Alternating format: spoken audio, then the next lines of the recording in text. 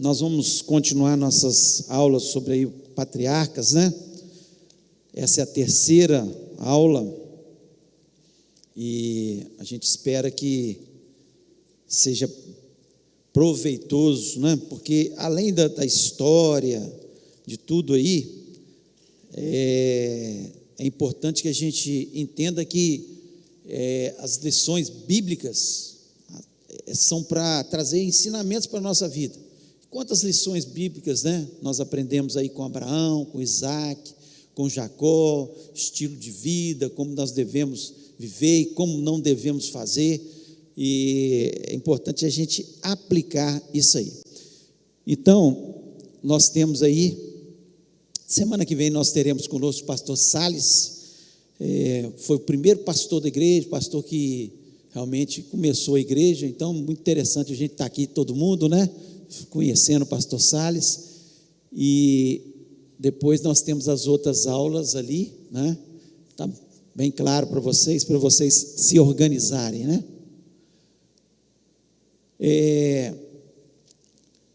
Quando nós estudamos aí a vida dos patriarcas, nós temos que nos lembrar, né, recordar, só dando uma recordada aqui, rapidamente, sobre a história, né? Nós sabemos que Abraão, ele morava ali na Mesopotâmia, nós falamos sobre isso na primeira aula, em Ur dos Caldeus, e ele saiu junto com seu pai para Harã, depois foram morar em Harã, e quando Deus faz o chamado a Abraão, e ele sai para a terra prometida, ele já tinha 75 anos e Sara 65 anos. Então eles não eram um casalzinho jovem, e tinham já certamente muitos anos de casado. As mulheres casavam aproximadamente com 15 anos, a gente tem uma ideia assim, 15 anos já estavam sendo dados em casamento naquele momento. Então, eles certamente já tinham, Abraão com 75, Sara 65, 50 anos de casado já, quando Deus tira eles do conforto de uma cidade, do comodismo da cidade, para ser nômades, para morar na terra prometida e começar a circular. Nós vimos que Abraão, ele, depois de sair, né, de Harã, ele desceu ali para a terra de Canaã, depois ele foi até o Egito, e ali no Egito nós vemos falha de Abraão, né? Abraão falhando, ele falando que a sua esposa era sua meia-irmã, era sua irmã, né? Na verdade era meia-irmã, não estava falando totalmente uma mentira, mas ele estava fugindo da morte. Na verdade ele estava se esquivando da morte, ele não confiou totalmente em Deus, que Deus tinha uma promessa para ele, que ele não precisava mentir.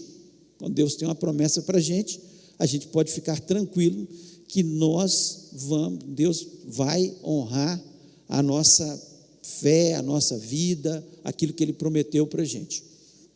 E também, depois ele voltando para a sua terra, morando ali, novamente, nós vimos a história no passado, ele falha agora, mentindo novamente sobre Abimeleque, né?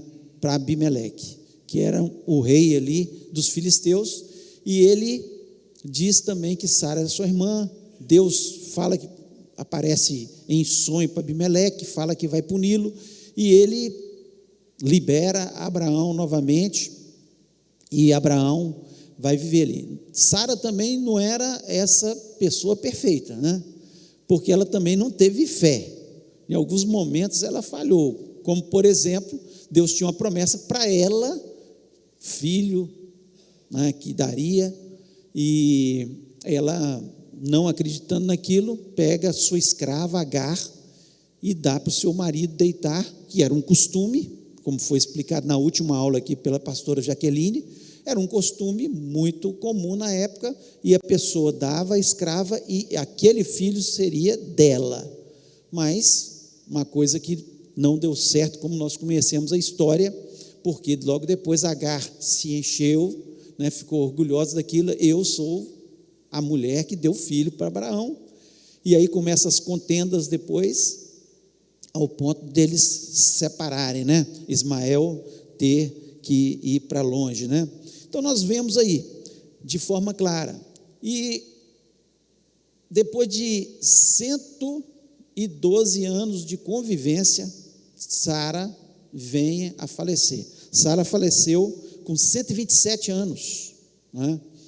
Quando ela tinha 90, ela teve Isaac, e nós vimos na última aula aí que ela riu daquela situação, quando aparece, né, o anjo do Senhor com mais 2 anjos e fala com Sara, com Abraão, que eles teriam um filho dentro de um prazo determinado de 1 ano, e Abraão fica meio duvidoso daquilo e Sara ri. E interessante que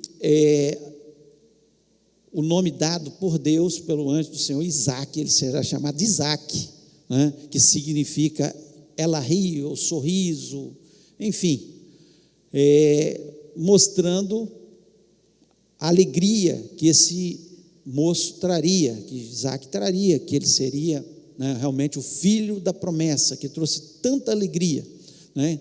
E Sara conviveu dos 90 aos 127 anos com Isaac, teve a oportunidade de viver 37 anos com ele, e aí ela vem a falecer, e quando ela falece, né, aí nós vamos, a partir da morte de Sara, começa a história da nossa aula hoje, né? Então nós vamos estar estudando sobre a sequência após a morte de Sara. Interessante que hoje nós vamos falar bastante sobre Isaac. Na última aula foi falado alguma coisa, né, sobre Isaac também, quando Abraão o leva para sacrificar, que é a grande prova que Abraão tem, né, que Deus fala que para levá-lo até o Monte Moriá e sacrificá-lo, e ele, de uma forma miraculosa, Deus fala com ele que não precisaria mais matar, aparece o cordeiro, e ele sacrifica o cordeiro, e por isso ele foi chamado pai da fé, né? Depois de tantas promessas, de esperar tanto tempo por alguma coisa tão especial, que era o seu filho da promessa, Isaac, ele de repente, tem que entregar seu filho, mas Deus, de uma forma maravilhosa, prova a Abraão, e ele é aprovado na sua prova. Então é uma coisa muito linda. Interessante também da vida de Isaac, é que além de Deus ter dado o nome para ele, né, ele é o único dos patriarcas, né, dos 3, Abraão, Isaac e Jacó, que o nome não é mudado. Não é mudado. Abraão, né, o nome dele era Abrão, e passou a se chamar Abraão, pai de multidões. Isaac, riso, né, o nome não é mudado. E Jacó, ele tem um nome mudado também, né, que é Jacó, que era suplantador, porque ele nasceu agarrado no calcanhar do seu irmão, e foi um suplantador realmente, enganador, mas ele tem o seu nome mudado depois para Israel, né? Então, dos 3 patriarcas, somente Isaac tem o seu nome conservado, né? Então nós vamos um lugar aqui para recordar, isso ali das mesmas pedras que são que era o templo de Jerusalém, foi construído, né, aquelas muralhas em volta do túmulo de Sara, que Abraão compra para Sara, e nós vamos ver essa história hoje, e é importante a gente ver que não apareceu, mas eu vou falar aqui. Então, ali é construído aquele templo, as muralhas, né? A princípio as muralhas para cercar.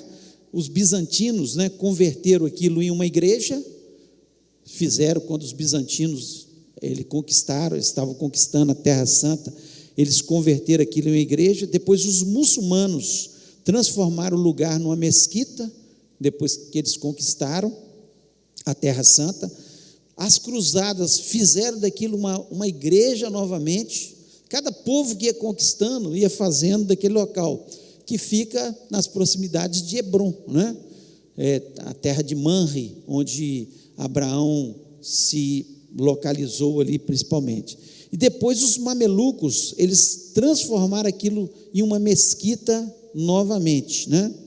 Então, cada povo que conquistava, e assim na Terra Santa, é desse jeito. Você vê assim, uma igreja que está lá, aí tem algumas coisas que são dos muçulmanos, que os muçulmanos, quando conquistaram, fizeram aquilo ali. Depois vieram, né, os cruzados e mudaram alguma coisa.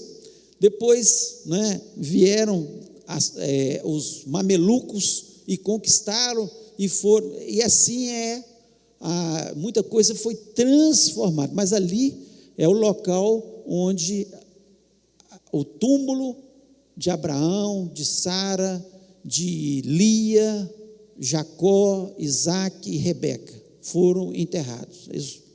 Os principais patriarcas, né, foram enterrados ali nesse túmulo ali que está em Hebrom.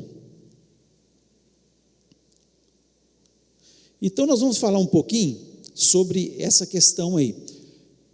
Quando Abraão ele conquista a terra, ele derrota os reis ali que foram contra Sodoma e Gomorra. Foi falado sobre isso na última lição. Ele se torna um líder na terra ali, muito respeitado. Ele tinha um exército, um bom exército. Ele tinha, a tribo dele era como se fosse uma cidade, apesar dele mudar muito de locais por ser nômade, mas ele era muito respeitado porque ele conquistou, ele trouxe essa conquista, e que foi muito importante, né? E ele, vamos abrir aí, para a gente ver isso melhor, Gênesis 23, fica melhor da gente, Gênesis 23, alguém por favor, comece a ler no versículo 1,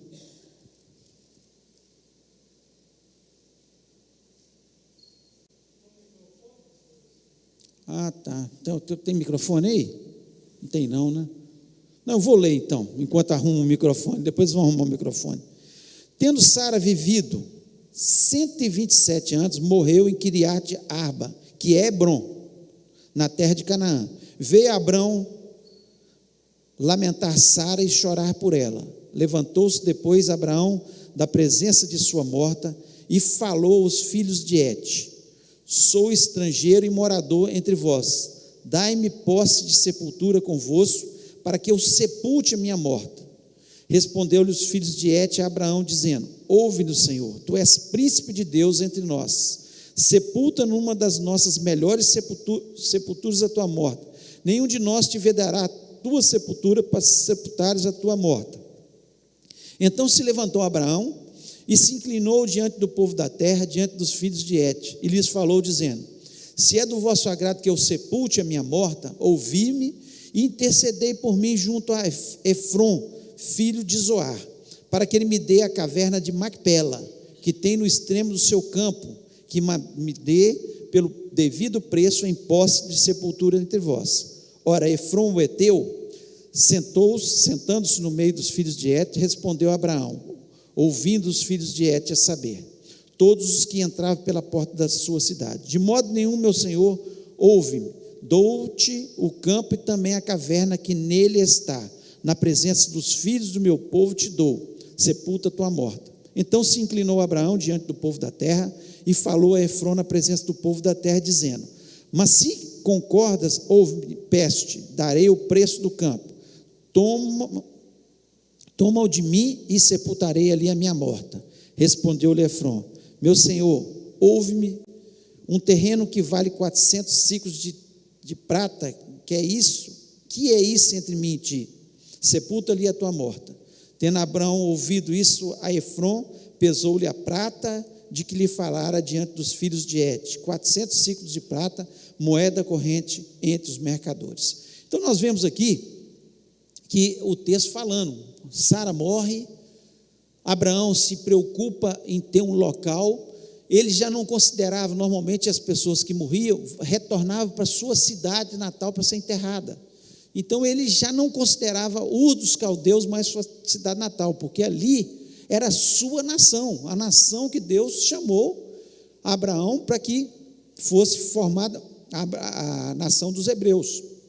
Então ele está ali preocupado agora em estabelecer que a sua morta, né, como o texto nos diz, que Sara fosse enterrada num local. Tinha muitos túmulos ali, e ele foi até os filhos de Et. Só que um daqueles túmulos tinha chamado mais atenção, que é o túmulo de Macpela, onde nós vimos aqui, né, que fica em Hebron, que até hoje existe ali aquele túmulo. E ali Sara ele comprou aquele campo por um preço muito alto, né? O Efron, que era um dos heteus ali, morava naquele local, que era o dono do túmulo de Macpela, pediu um preço altíssimo, 400 ciclos de prata, que era muito dinheiro por um campo de terra qualquer. E Abraão, não se importando com aquilo, porque era uma ofensa alguém pedir um preço, né?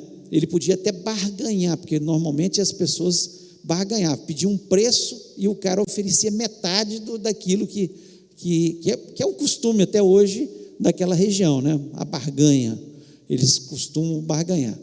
Mas nós vemos aqui que Abraão comprou aquele terreno e até os dias de hoje ali fica o túmulo onde foram sepultados os patriarcas, e é o nosso texto ali. Morre Sara, né? E Abraão tem ali uma nova família, segunda família de Abraão, né?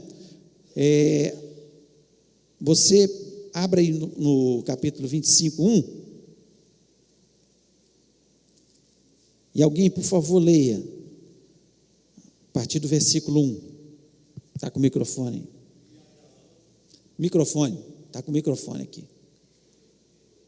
E Abraão tomou outra mulher, o seu nome era Quetura, e gerou-lhe Cirã, e Cossã, e Medã, e Midian, e Zabaque, e Suá. E Oxã gerou a Seba e a Dedã, e os filhos de Dedã foram Assurim, e Letuzim, e Leumim. E os filhos de Midian foram Efá, Efer, e Enoque, e Abida, e Elda, e estes todos foram filhos de Quetura. Porém, Abraão deu tudo o que tinha a Isaque. Até aí. Lê o 6 também, porque é interessante. Mas aos filhos das concubinas que Abraão tinha, deu Abraão presentes, e vivendo ele ainda, despediu-os de seu filho Isaque ao oriente, para a terra oriental. Então nós vemos aqui, de uma forma muito clara, que Abraão viveu com Sara, amou Sara, 112 anos, mas Sara veio a falecer, e ele, nova esposa, de nome Quetura. E Quetura teve, como nós vemos aqui, 6 filhos, e esses 6 filhos, Abraão aqui os abençoou, né? Deu presentes, no versículo 6, os filhos da concubinas. Interessante que Abraão, ele se casou ali com Quetura, mas ela continuou na posição de concubina, não de esposa. Por quê? Porque na cabeça de Abraão, a nova nação, Deus já tinha inculcado isso na cabeça de Abraão, a nova nação que surgiria, que é a nação dos hebreus, como na sua descendência era Isaque. Então o texto nos diz que Abraão deu tudo que possuía a Isaque, mas ele deu presentes ainda em vida e os separou, os outros filhos de Isaque. Ó Isaque, vou te dar, deu a maior parte das coisas para Isaque. E para os outros filhos, ele abençoou os outros filhos, como Ismael e também os filhos de Quetura. todos ele presenteou, deu alguma coisa, deu uma condição, porque Abraão nesse momento era muito rico, tanto é que Isaac ficou muito rico e os outros em boas condições. Fala, Marco.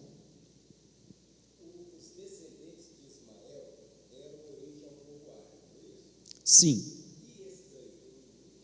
Outros povos, povos sem muita expressão. Outros povos que ficaram ali, mas sem muita expressão. Nenhuma assim com expressão. A expressão tem depois Esaú, que é filho de Isaac, que formou os Edomitas, né? Mas essas nações aqui eram povos nômades, são beduínos que devem existir até hoje. O povo vai sobrevivendo e alguns deles não ficaram sem expressão na história, mas foram presenteados e são filhos de Abraão, né? Então nós vemos aqui que a preocupação de Abraão era com o filho da promessa, porque ele sabia que de Isaac viria a nação que Deus tinha prometido, que moraria ali, que seria da sua descendência, que abençoaria todos os povos da terra. Ele tinha consciência disso, né? Enquanto que Ismael foi abençoado, ele sabia que tinha uma bênção. Os ismaelitas, como o Marcos colocou aqui, que são o pai dos árabes, né? Também foram muito abençoados, tiveram a bênção. Até hoje os árabes, né, têm ali as suas riquezas ali, mas a promessa de Deus, e Abraão teve completo entendimento, e nós temos que ter isso na nossa cabeça, que era com Isaac, que era o filho da promessa. Então nós temos que ter isso bem claro na nossa cabeça. Então Abraão começou a se preocupar, né? Isaac já tinha, quando sua mãe morreu, tinha 37 anos, ele estava refazendo a sua vida, saiu do luto, se casou e começou a preocupar com Isaac, o futuro de Isaac, e ainda estava solteiro com quase 40 anos, né? Solteiro ainda. Então ele pede seu servo de confiança, Eliezer. Era, quando ele estava passando por Damasco, se juntou a Abraão, quando ele estava entrando na terra de Canaã. Nós vemos isso lá no capítulo 20 de Gênesis, isso claramente. Então ele se junta e ele se tornou tipo um consultor financeiro, alguém que ajudava Abraão a tomar conta dos negócios, o servo mais fiel, o mais antigo da sua casa, certamente um confidente, um amigo que o ajudava nas tarefas. Então ele se tornou, e a princípio, ele até antes de ter Ismael, ele pensou que Eliezer seria, e era um costume da época, seria o filho da promessa, ele que daria descendência para ele. Então Deus falou: não é teu servo Eliezer, o filho da promessa. Mas Eliezer, ele é muito importante na vida de Abraão, né? É um servo de confiança. Vamos abrir aí esse texto no Gênesis 24, por favor. Esse texto ali, versículo 12.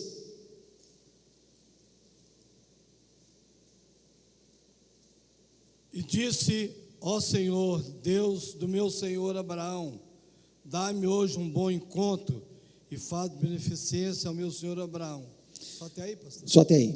Então nós vemos o seguinte: você vê que ele saiu da terra dele e vai até lá Harã, porque Abraão pediu que ele não queria que Isaac casasse com uma das mulheres da terra de Canaã, porque os povos ali tinham costumes totalmente diferentes. E se certamente Isaac casasse com, por exemplo, uma tribo que tinha ali de nômades ali, aquela tribo exerceria muita influência sobre a esposa de Isaac. Então Abraão queria que viesse alguém da sua terra lá de Harã, cerca de 800 quilômetros. Então ele chega para Eliezer e fala com Eliezer: ó, você vai me prometer que você vai trazer uma moça de lá dos filhos da minha família. E Eliezer cumpriu isso. 800 quilômetros de camelo que ele foi. Então, era uma trajetória longa. Pelo menos ele deve ter gastado uns 10 dias, se ele andou, 80 quilômetros por dia, que era o que o camelo conseguiria.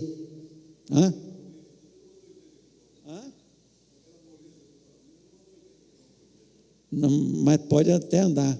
Eles falam que o camelo, você acha que ele é mole, mas não é não, o camelo é resistente, por isso que é um bicho do deserto, que anda no deserto. Então ele foi, a história nos diz aqui que ele pegou, no versículo 10 aqui do capítulo 24, diz o seguinte: tomou o servo 10 dos camelos do seu senhor e levou consigo de todos os bens dele, levantou e partiu rumo da Mesopotâmia para a cidade de Naor. Ele foi para a cidade de Naor. Abraão não tinha nem notícia de Naor mais, que era o seu irmão. Ele chega lá, quando Eliezer chega lá, Naor nem era vivo.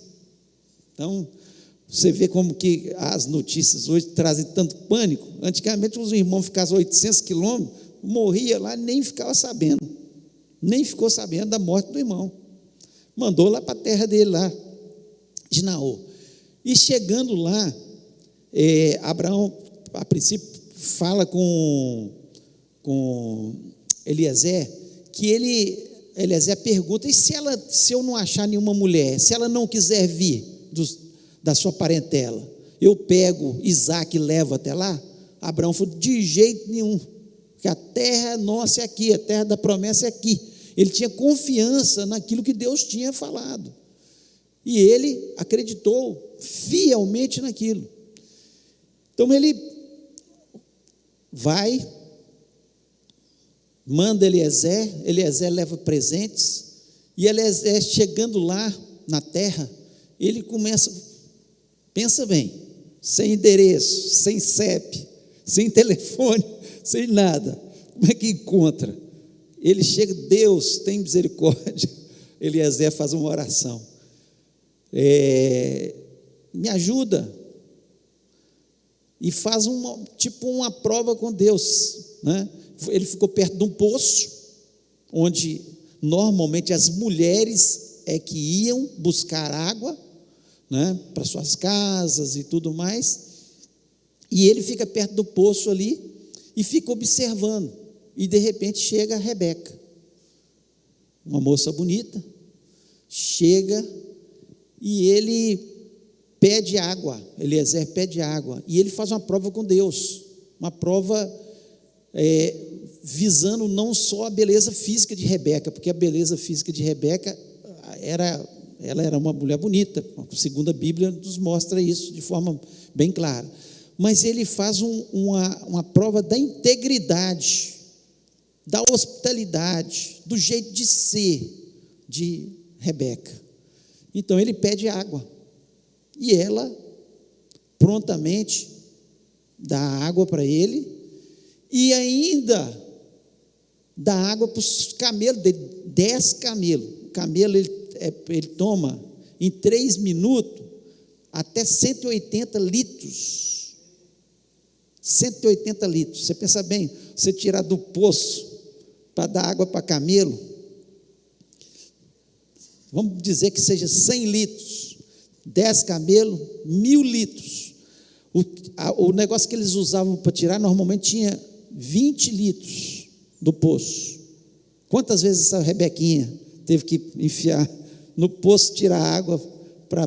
O texto nos diz isso. Então ela mostrou-se com qualidades excepcionais, pessoa que gosta de trabalhar, hospitaleira, né? Generosa, aquilo tudo Eliezer estava observando, e aquilo ali agradou Eliezer. E ele pergunta para ela sobre os pais, se podia ir até os pais, e vai até os pais. Só que o pai já tinha morrido, só sua mãe estava viva, e o seu irmão Labão, que a gente vai estudar mais na frente, sobre Labão, ele, que é irmão de Rebeca, ele era o patriarca daquela família, porque como o pai morreu, como irmão mais velho, ele que comandava toda a família. Então eles foram até Labão e Milca, né, que era a esposa de Naor, que era o irmão de Abraão. Então nós vemos aqui esse encontro, que é uma coisa maravilhosa, né? E algumas coisas a gente tem que ter em mente. Sei que tem jovens aqui, tem pais que estão aqui. Então a gente tem que, quando a gente pensa na esposa para os filhos, a gente tem que pensar muito mais no caráter do que na beleza, e muito mais no caráter do que no dinheiro. E era interessante que não mudou muito. Antigamente era muito esse costume, as pessoas queriam ascender, né?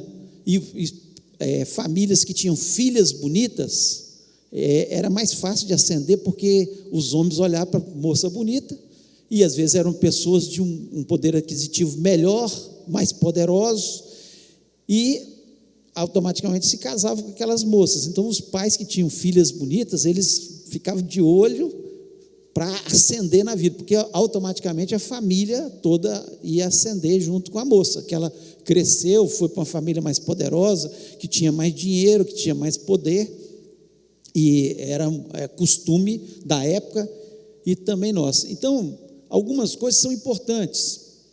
Então, ouça e preste atenção nos conselhos de pais piedosos.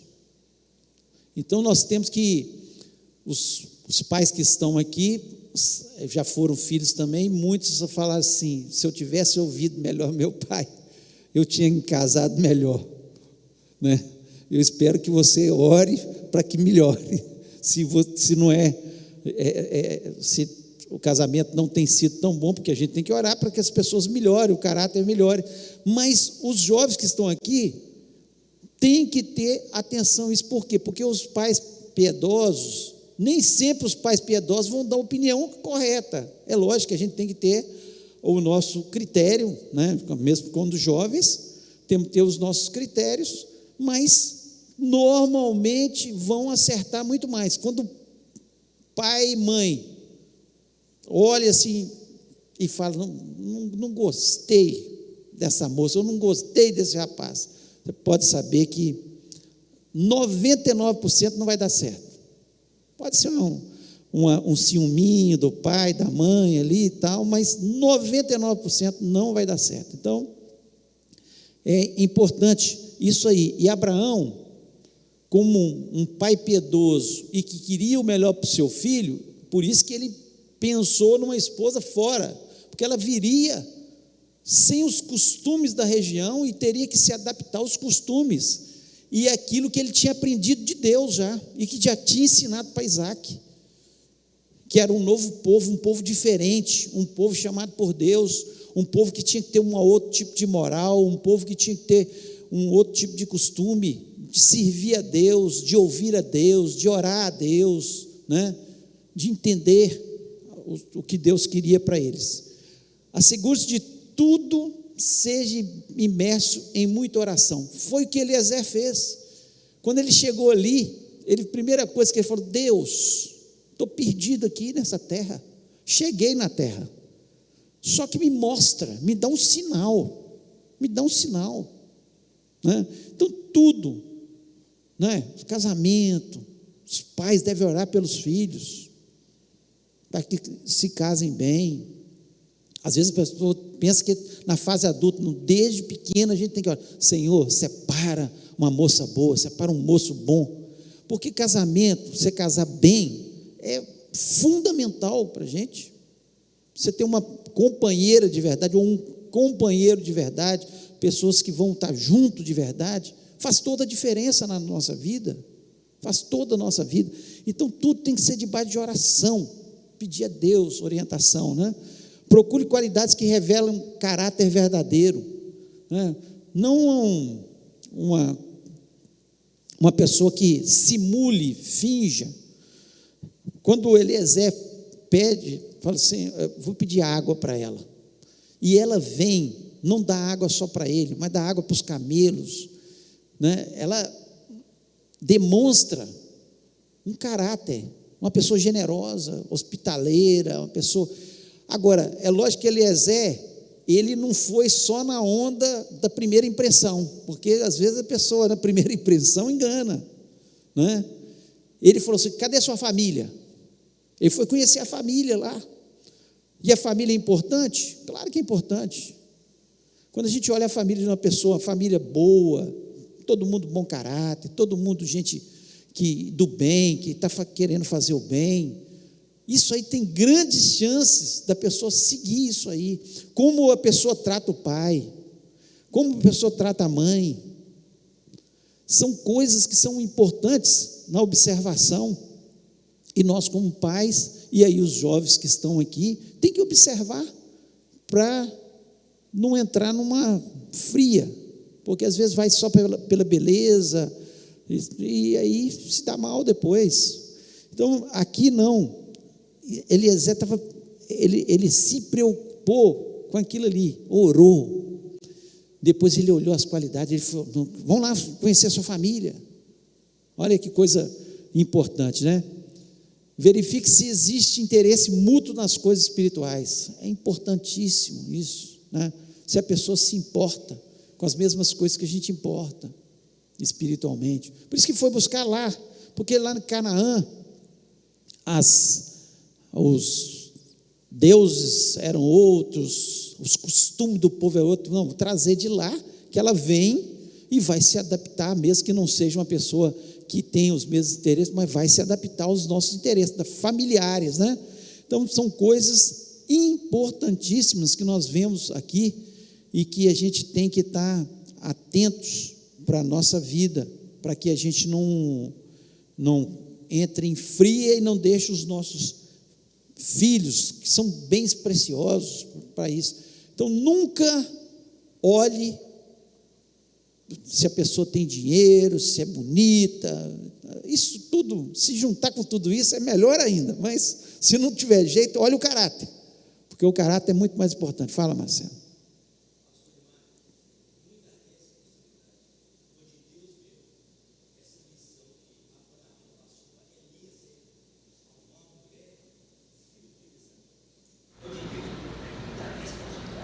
Sim, muita responsabilidade, porque ali, se casa mal, seria um grande problema, né? Expirou Abrão e morreu em boa velhice. Então nós vamos estar vendo um pouquinho agora sobre essa questão aí de Abraão que morreu em uma boa velhice, né? É importante que a gente veja que Abraão, ele morreu farto de dias, morreu com 175 anos, e a gente não vê nenhum desespero assim em Abraão. A pessoa estava morrendo tranquilo, Deus tinha o abençoado em tudo, Deus tinha cumprido a promessa sobre a vida dele, ele conheceu, né, Deus de uma forma poderosa, ele teve outros filhos, viu os filhos todos ali numa situação boa, né? Então ele estava morrendo de uma forma maravilhosa.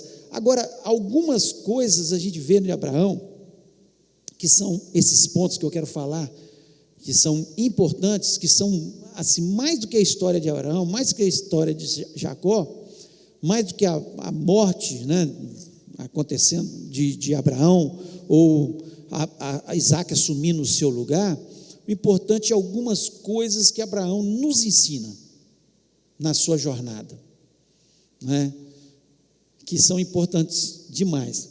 Qualquer que seja o local indicado por Deus, vá. Qualquer seja o lugar indicado por Deus, vá. O que Abraão recebe o chamado de Deus?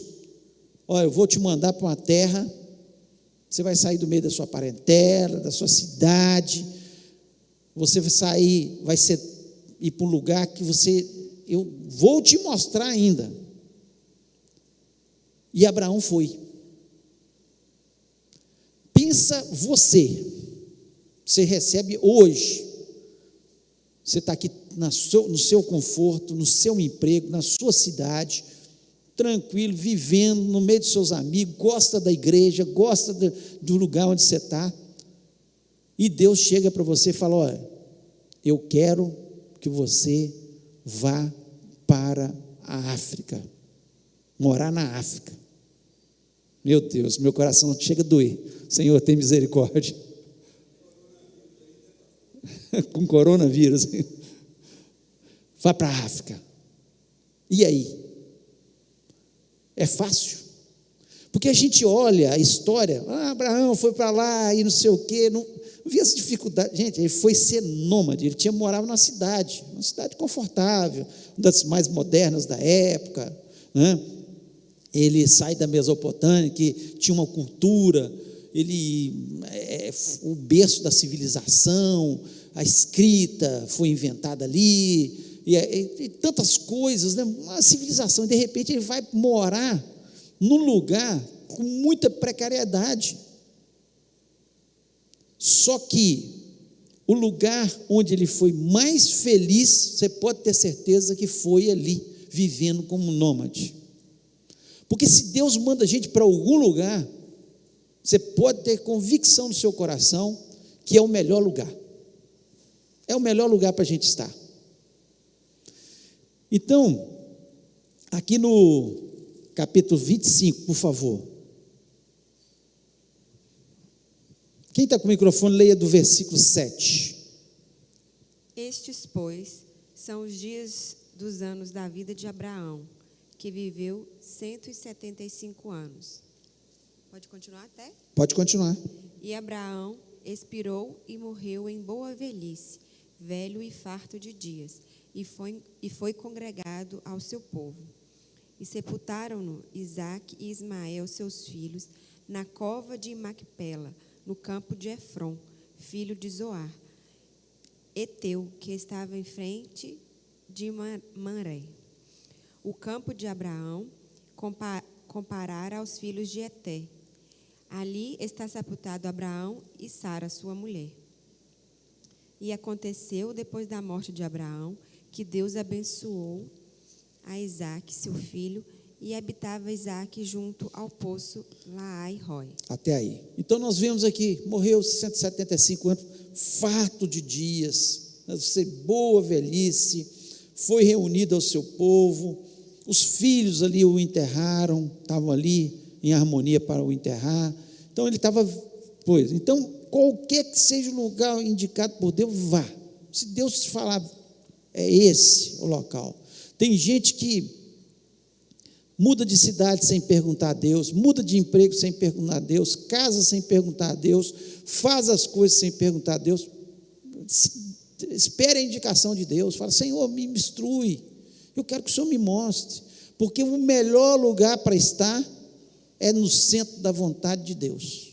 Você não tenha dúvida disso. O centro da vontade de Deus vai ser sempre o melhor para a gente estar. Então, se Deus mandar, vá, não questione. Agora, se Deus não mandar, não vai por sua conta não, porque você vai se dar mal. Abraão tentou isso, quando estava passando fome ali no Negueb, na região do Negueb, ele foi para o Egito. Deus tinha mandado ele para o Egito? Não, Deus não mandou ele para o Egito, ele foi por conta própria. Falou: não, lá no Egito tem o rio Nilo, lá tem fartura, e ele foi, mas não era a ordem de Deus. A ordem de Deus é porque ele ficasse ali, e chegando lá, houve confusão com o faraó quis a mulher dele. Então, onde Deus mandar, você fica, não vá para outro lado. Seja o que for que Deus prometer, creia. Deus prometeu para Abraão, filho da promessa, que dele viria uma grande nação, que ele, através dele, todas as nações da terra seriam abençoadas, e Deus cumpriu tudo. Nós podemos hoje ver claramente, está lá o povo de Israel, um povo abençoado por Deus, um povo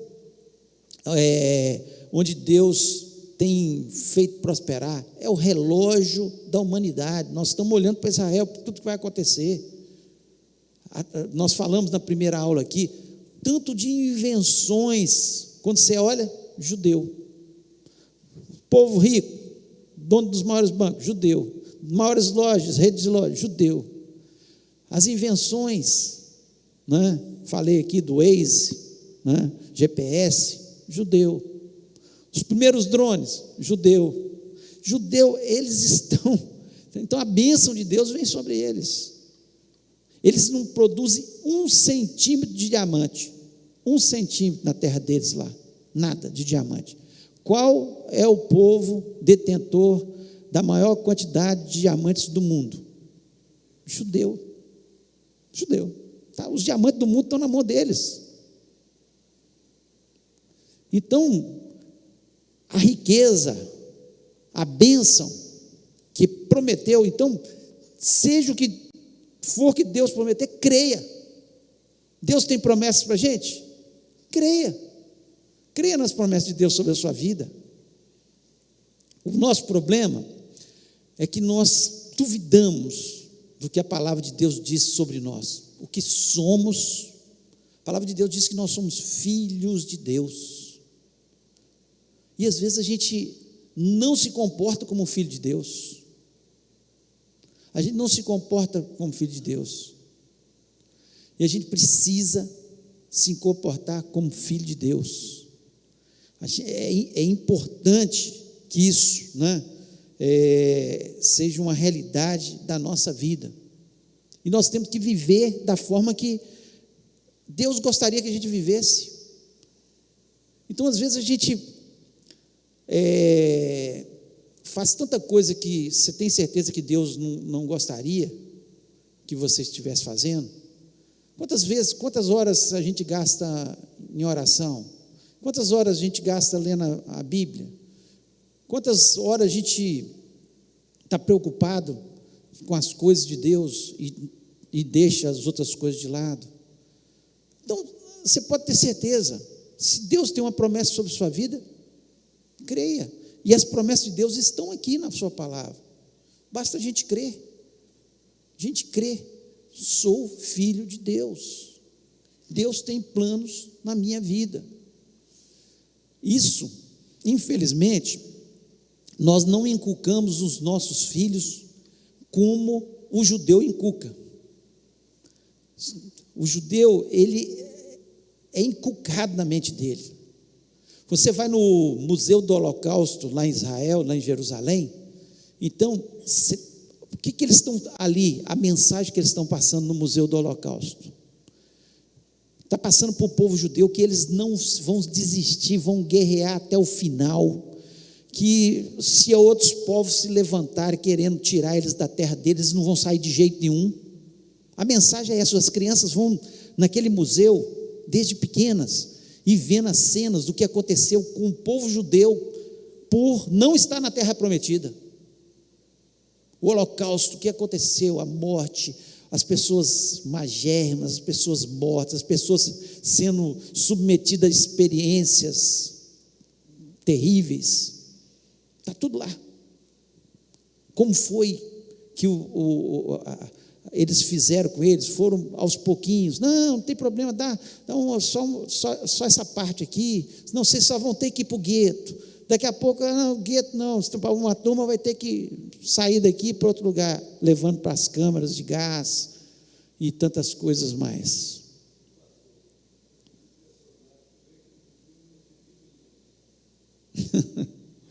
Muitos já estão acreditando.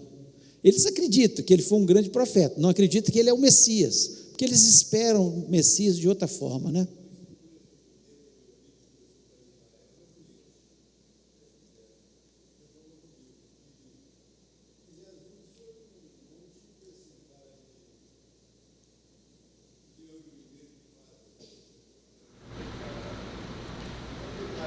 Chico Xavier. Chico Xavier. Pois é, isso aí, eles estão esperando o Messias. Mas isso aí é um outro tema, né? Então nós vemos que eles acreditam, e nós não inculcamos nos nossos filhos, da mesma forma, às vezes, você é filho de Deus, Deus tem promessa, pessoal, aprenda, coloque à prova a palavra, é isso que eles acreditam fielmente, então não tem nenhuma dúvida no coração, né? E nós, às vezes, ficamos sem inculcar, perdemos tempo com tanta coisa, queremos que nossos filhos sejam os melhores no inglês, os melhores no esporte, os melhores na escola, os melhores, mas esquecemos que eles têm que ser os melhores filhos de Deus, porque sendo filho de Deus, e acreditando nisso, acreditando que a bênção do Senhor está sobre os filhos de Deus, pronto, ele já vai ser muito mais feliz do que ele tiver qualquer coisa. Nós invertemos a coisa, a pauta tinha que começar como os judeus fazem. O menino, antes de entrar na escola para aprender as técnicas, para aprender qualquer coisa, ele tem que aprender a Torá, tem que decorar a Torá, e está aquele trem filtrado, e fala de dia, de noite, põe na testa, põe na porta, põe em tudo quanto é canto, porque ele tem que entender que é as promessas de Deus. Então, seja o que for que Deus prometer, creia. Sempre que Deus testar, confie. Abraão nos deu essa lição. O teste de Isaac. Ele confiou. Ele falou, vou levar. O Senhor quer que eu sacrifique meu filho? Vou levar. Ele acreditou que mesmo depois de morto, Deus poderia ressuscitar Isaac. Se Deus tinha feito com que ele e Sara tivessem Isaac, depois de Sara já ter perdido o costume das mulheres, 90 anos, tinha na menopausa, e ele já velho, mas homem às vezes produz muito mais depois, né? Tanto é que ele casou de novo com Quetura e teve um bocado de menino depois ainda. Mas Sara já tinha cessado o costume das mulheres, ou seja, estava na menopausa. Ele falou, Deus, vou sacrificar. Quantas vezes Deus está querendo da gente a nossa fidelidade, a nossa confiança, a nossa fé, da gente acreditar. Então seja, sempre que Deus testar, confia. Deus pediu uma prova, e às vezes Deus prova a gente de formas variadas. Deus sabe o que cada um de nós precisa ser provado. Então confie. Está provando? Veio um problema financeiro, confie em Deus. Problema da enfermidade, confie em Deus. Problema na família, confie em Deus. Vai passar. Deus vai cumprir a sua promessa. Deus é fiel. É um teste para que minha fé seja aprovada. E eu não vou duvidar de forma nenhuma, vou continuar acreditando. O Senhor me prometeu, o filho da promessa, que dele viria uma nação, todas as nações seriam abençoadas nele. Então ele confiou inteiramente. Seja como for que Deus o abençoe, compartilhe. Fala, Marcelo.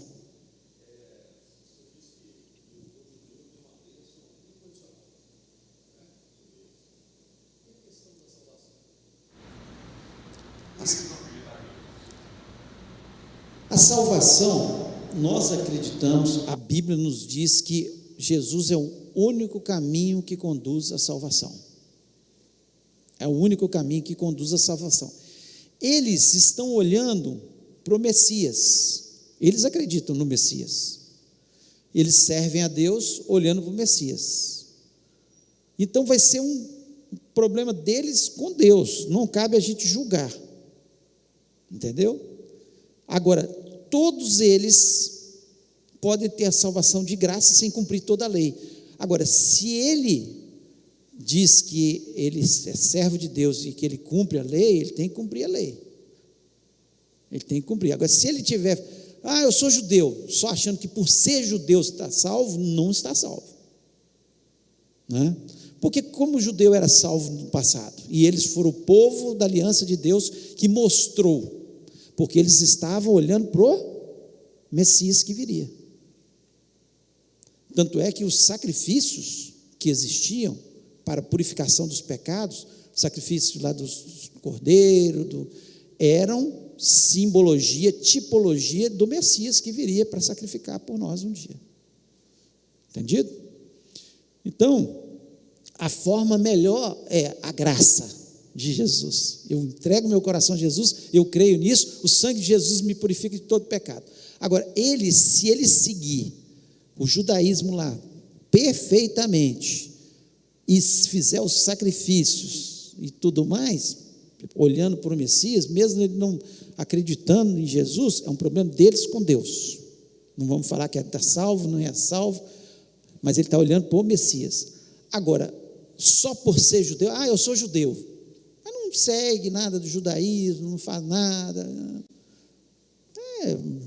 você tem que entregar a vida para Jesus, não tem jeito, porque a Bíblia nos mostra que o único caminho que conduz à salvação ele mesmo disse, Jesus, eu sou o caminho, a verdade e a vida, ninguém vem ao Pai a não ser por mim. Então não adianta a gente querer atalhos. Muitas vezes a gente pergunta, são as perguntas típicas, né? E o índio? O índio lá na sua consciência, tem índio que é mau, sacrifica as crianças, enterra as criancinhas aleijadas que nascem, não sei o quê. E tem índios lá que estão lá, são índios bons, é Deus que vai julgar. E meu avô, minha avó era tão boa, fazia caridade, fazia isso, fazia aquilo. Obras não salvam ninguém, o que salva é Jesus.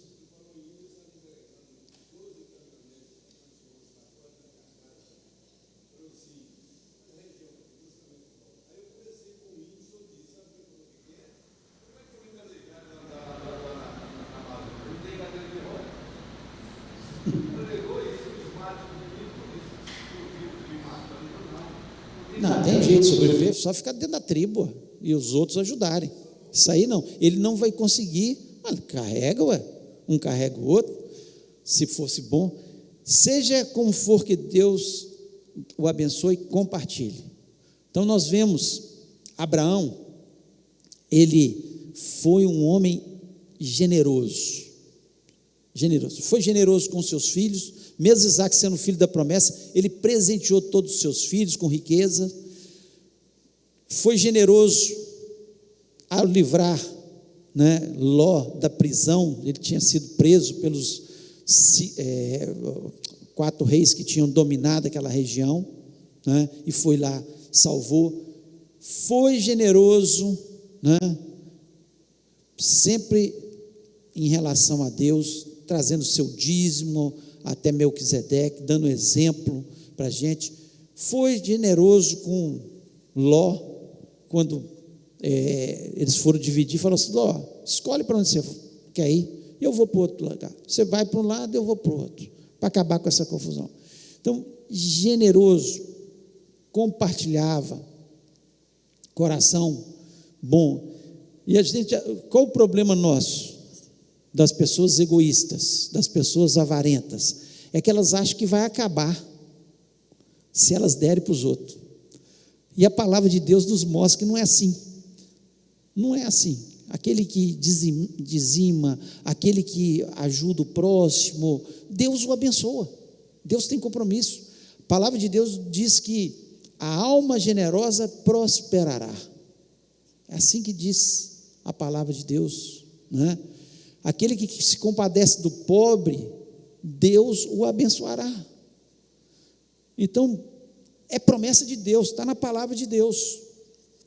O problema é que nós preferimos confiar no economista do que em Deus. O economista faz, junte, quanto mais você juntar, mais você vai ter.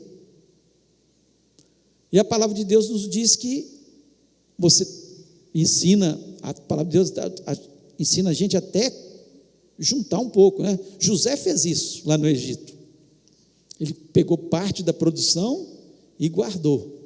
Mas outra parte da produção não deixou o mundo passar fome, não. Ele vendia aquilo para as pessoas, para todo mundo. Tanto é que seus irmãos foram lá comprar comida. Por quê?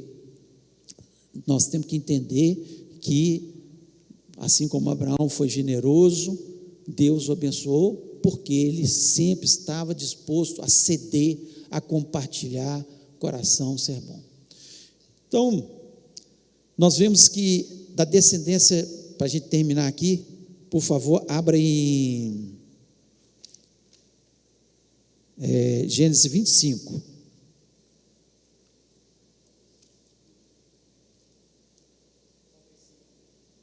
Gênesis 25, por favor. Versículo 21. Alguém, por favor, leia. Isaque orou ao Senhor em favor de sua mulher, porque era estéril. O Senhor respondeu à sua oração, e Rebeca, sua mulher, engravidou. Então, Rebeca era estéril. Isaque orou por ela, sabe quantos anos? 20 anos. Ele estava com 40, 60 anos, que ele foi ter os filhos. E nasceu deles, né, de Isaque e Rebeca, 2 filhos, que vão ser motivos das próximas discussões, Isaque, Jacó, Esaú, né? E os meninos, versículo 27, cresceram os meninos, e esses meninos, né?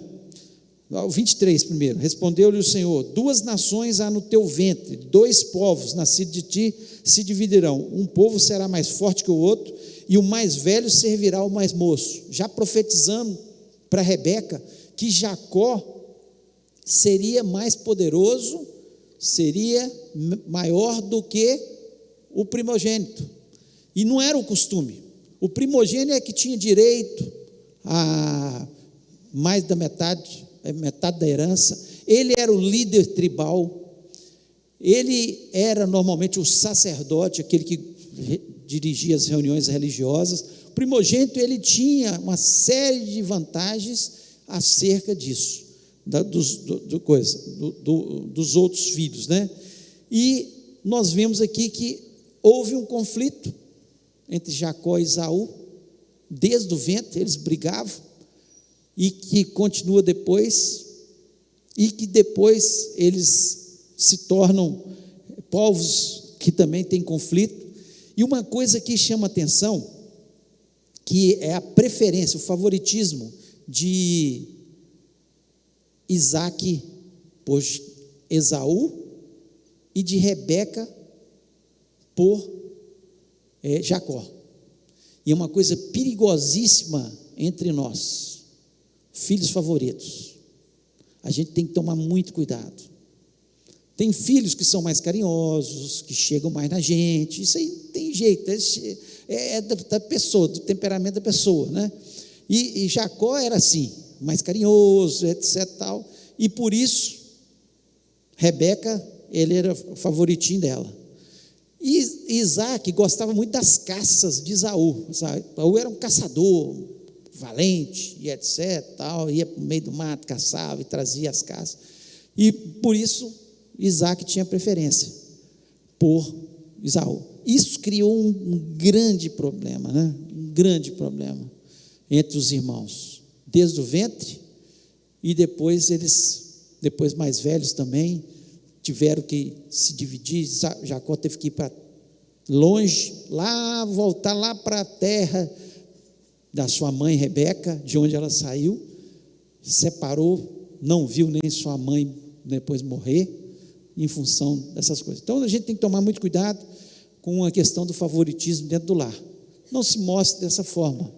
Cada filho tem um jeito, cada filho é especial, cada filho a gente tem que tratar, e acabou o nosso tempo, que o povo já está até invadindo.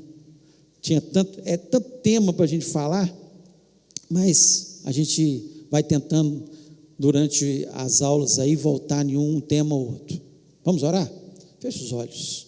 Pai, louvamos o Teu nome, Te agradecemos, ó Deus, por estarmos neste lugar, podemos louvar o Teu nome, estudar a Tua palavra.